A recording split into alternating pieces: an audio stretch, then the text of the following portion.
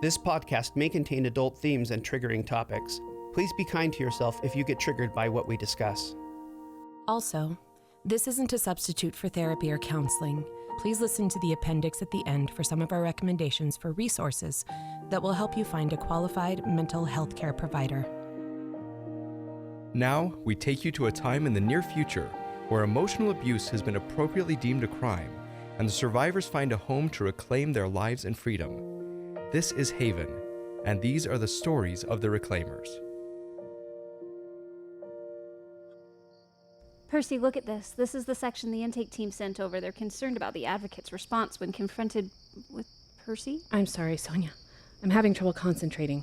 It's okay. I just thought you'd like to see what they'd... Persy, I am so sorry. Sonia, again, we worked this out. I'm good. You're forgiven.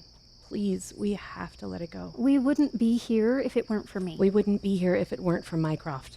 I'm not sure I can believe that. Sonia, there's a difference between active and reactive choices.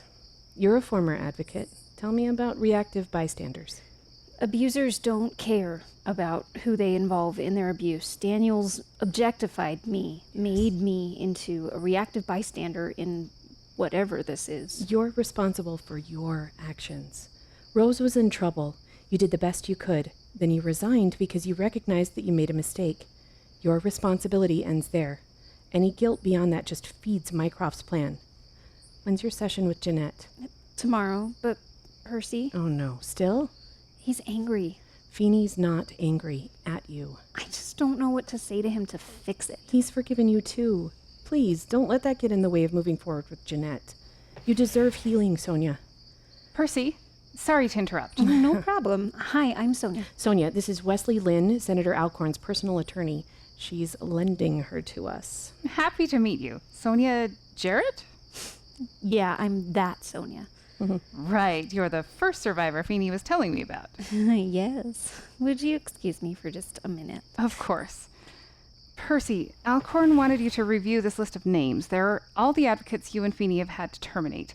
She wants you to prep a report about why each one was terminated. Okay, thanks. Add it to the stack of other requests. Pheeny and I will ensure it's done. You seem calm on the outside. Ah, so you are heightened. And you're a telepath. Alcorn told you? Yes, confidentially. She said it's not something everyone knows. Everyone here tonight knows. You're uncomfortable with that. It's not discomfort, it's a bit of envy.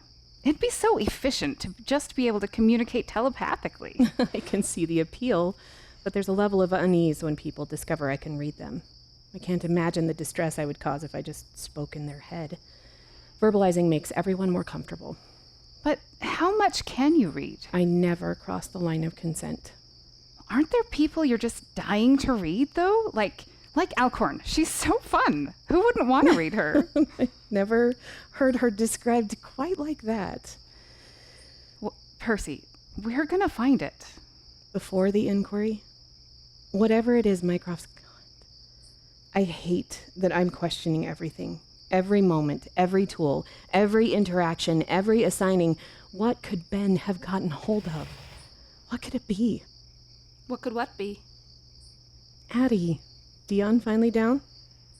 If his mommy Persy would stop broadcasting all this anxiety, he might be able to rest without the calm waves I'm sending him. I'll let you take this one, Addie. She's doing the spiral thing again. I'd hardly call it a spiral. Addie, I'll be inside. She's so... Helpful? Well, you're a riot. No one wants to see you this anxious, Persy. I'm sorry about Dion. Yes, I read the sleep book you sent me. We're supposed to get him down without the calm waves, blah, blah. After this is over, we should really write a book on empathic attachment theory. There are so few on the market these days. Thanks. I needed that. Addie, Mycroft's finally done it. He's gonna take the Haven from me.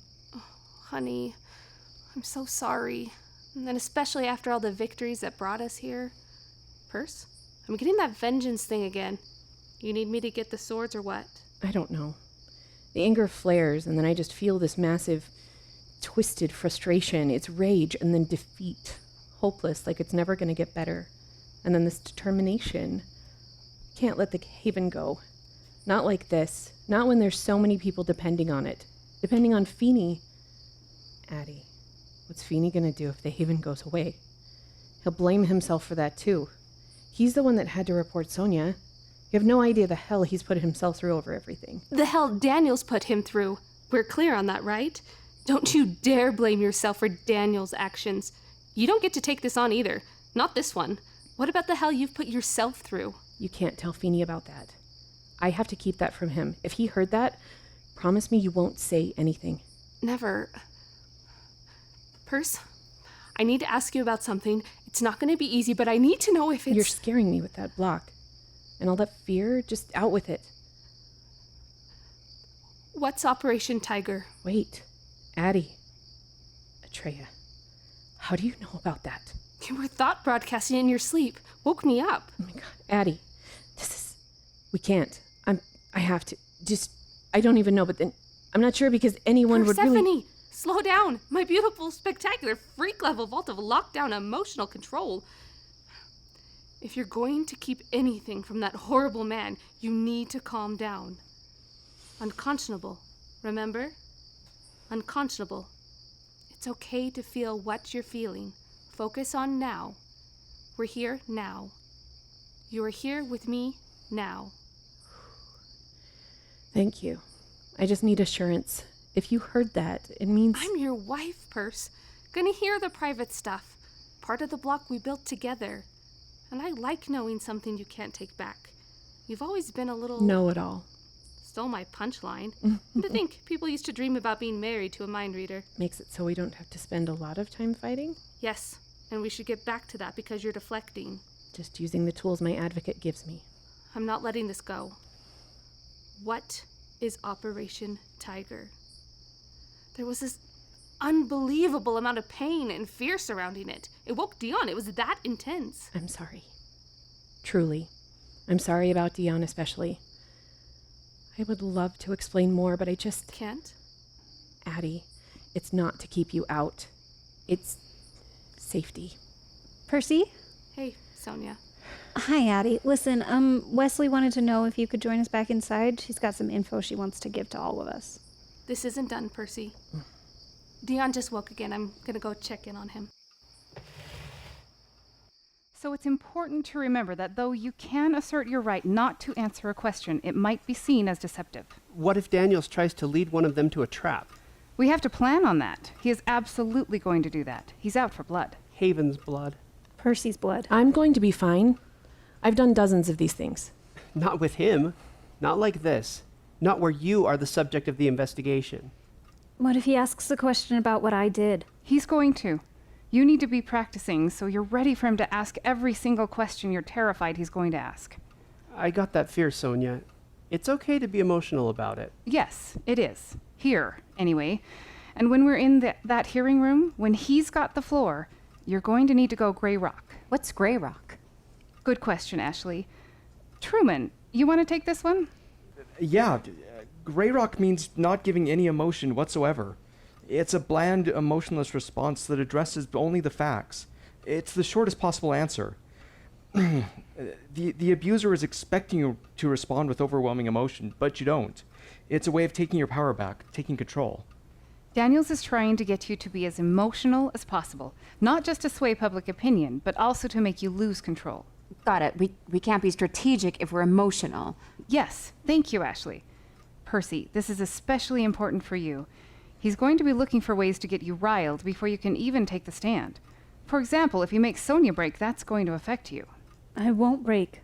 I believe you're resolved there, and I've seen seasoned politicians lose it while on the stand at a simple committee hearing with a toxic chairperson. It's not about strength, it's about strategy. Brilliant. How do we go Grey Rock? How does that work? Pheeny, I'm going to let you take this one. I've watched the Grey Rock you've been doing all night with Ben's press tour videos. I'm not sure that's Grey Rock so much as complete confusion. Still, what you're broadcasting and what your face is showing are two very different things. I'm impressed. Thanks, I think. The best way to go Grey Rock is, well, it's like having a toddler. When they're having a tantrum, you don't try to get them to calm down. They're throwing a tantrum because they didn't get their way. So let them throw the tantrum.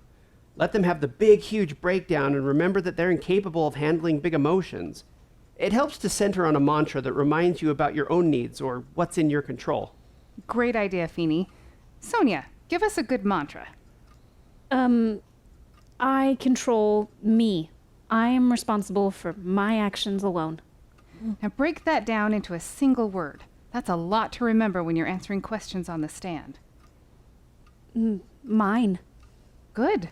I felt that release. Good work. Keep practicing that with the emotional release. Truman, how about yours?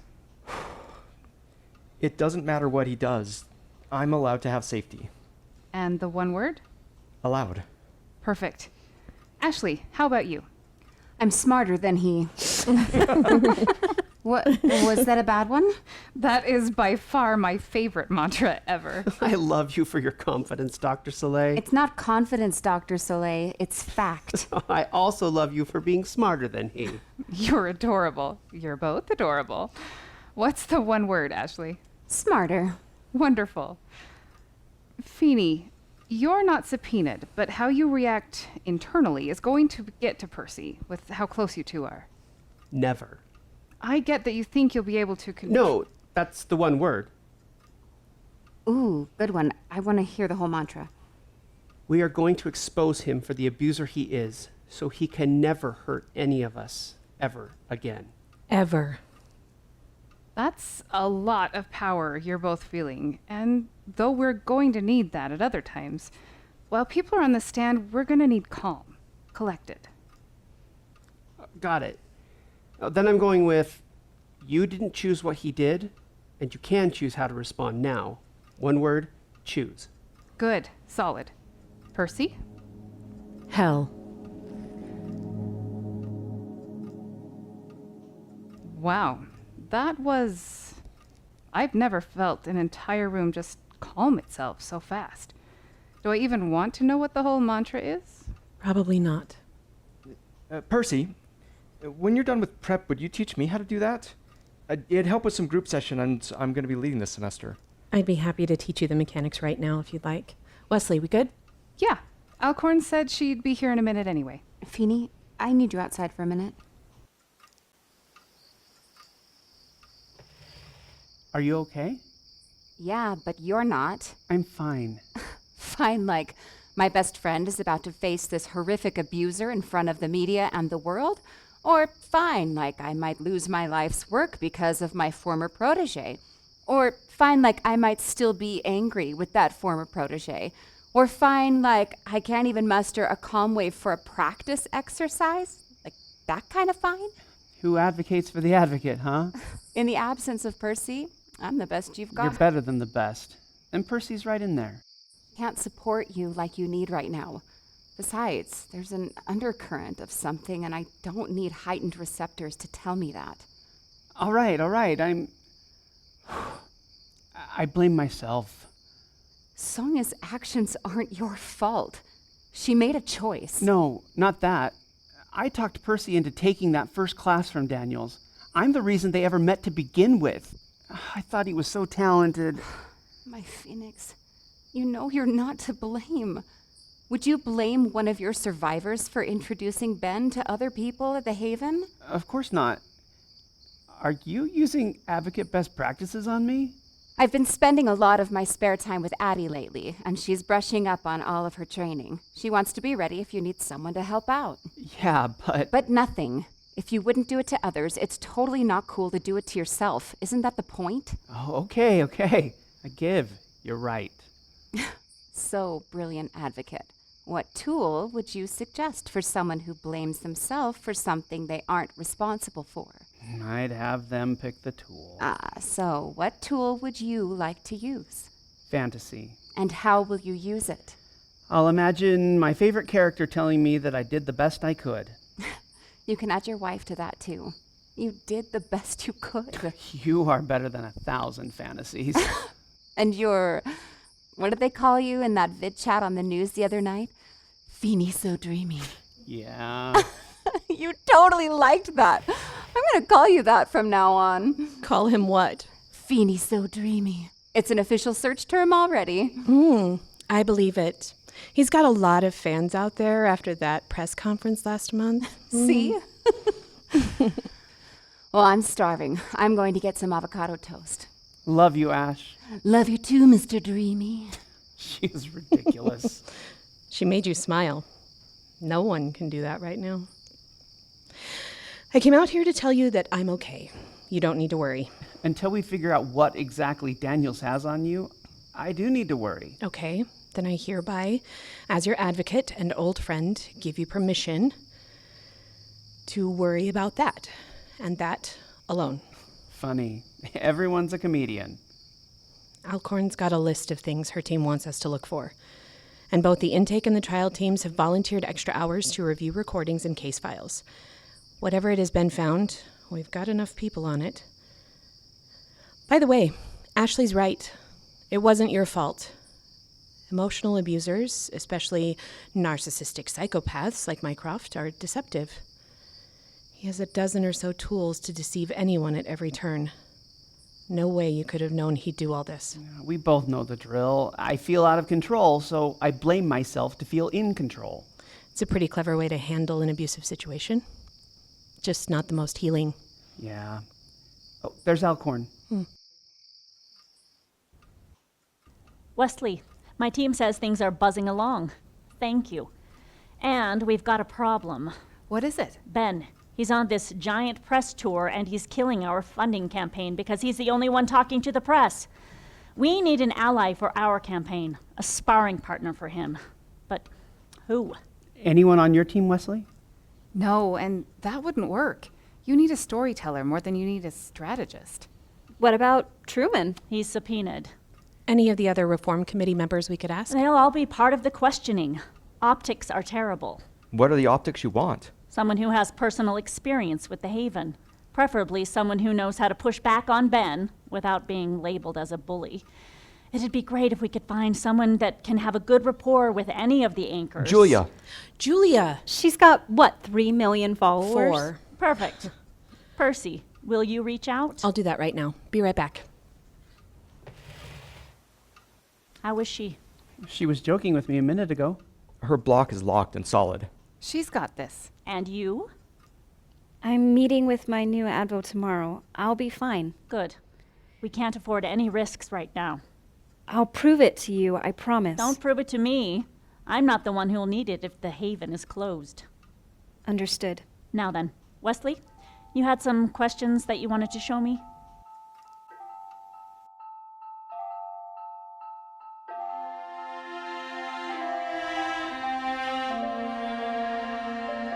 Hey, it's Persy and Pheeny here.